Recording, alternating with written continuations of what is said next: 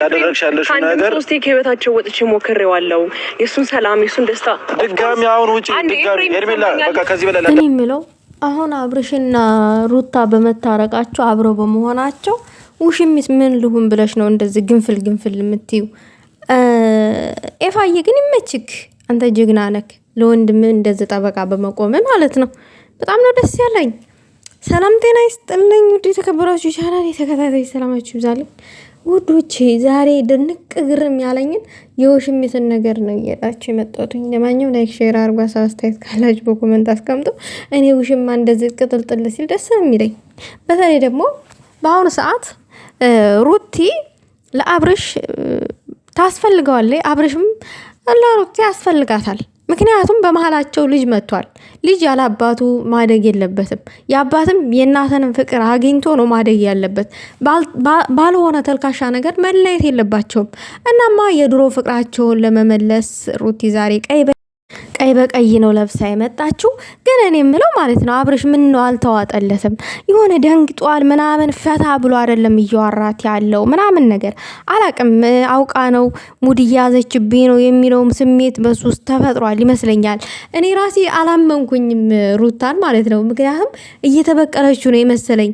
ከሄርሜላ ጋር ሆኖ ያደረገውን ነገር ሁላችንም እናውቃለን። እንደፈለገ ፈታ ሲል ነበረ እና ሩታም ያንን በተገላባጩ አውቃ ፈታ ልትልበት ይመስለኛል። በቃ እሱ ሙድ ያዘባትን ያክል እሷ ሙድ ልትይዝበት ርቀት ሄዳ በቃ ልትበቀለው ይመስለኛል።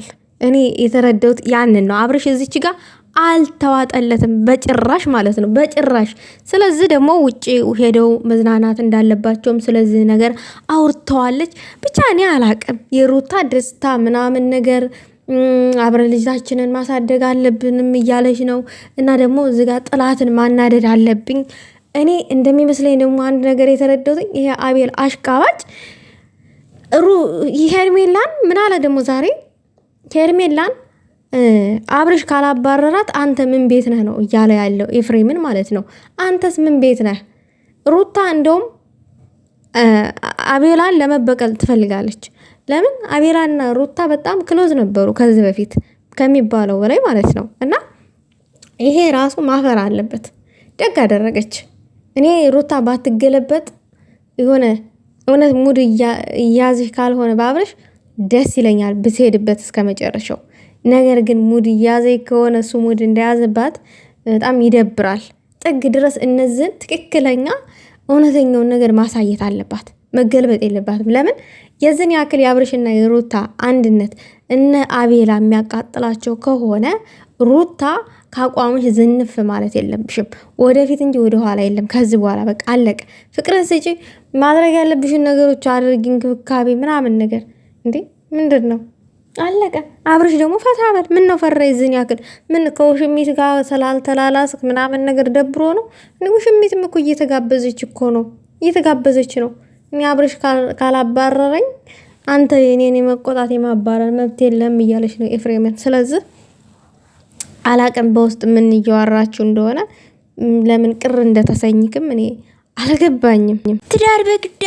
ትዳር በግድ አይደለም። ሁለቱ እንዲጣመሩ ትፈልጋላችሁ ምናምን ነገር ተበናተሽ አንቺ ነሽ እንደውም በግድ ልጁ የማይፈልግበት ቦታ እንዲሄድ እንዲገባ የማይፈልገውን ህይወት እንዲኖር ያደረግሽው አንቺ ራስሽ ነሽ። ከቻልሽ ከህይወታቸው ውጭ ይበቃሻል። ገባሽ? አሁን እሷ ሩታ ወደ ነበረችበት ቦታ ወደ በፊቱ ቦታ መመለስ ትፈልጋለች። አንቺ ደግሞ በህግ አምላክ ውጭ ከህይወታቸው በቃ። እስከዛሬ ድረስ በጠበሽ አይበቃሽም? አንቺ አይደብርሽም? ሴት አይደለሽም? በትዳር እኔ ምን ነው ደጋገምሻት ይችን ቃል። ይቺ እኔ በደበረው ሰዓት ካጠገቡ ነበርኩ ምናምን ይችን ቃል በጣም እየደጋገምሻት ነው ሴትዮ።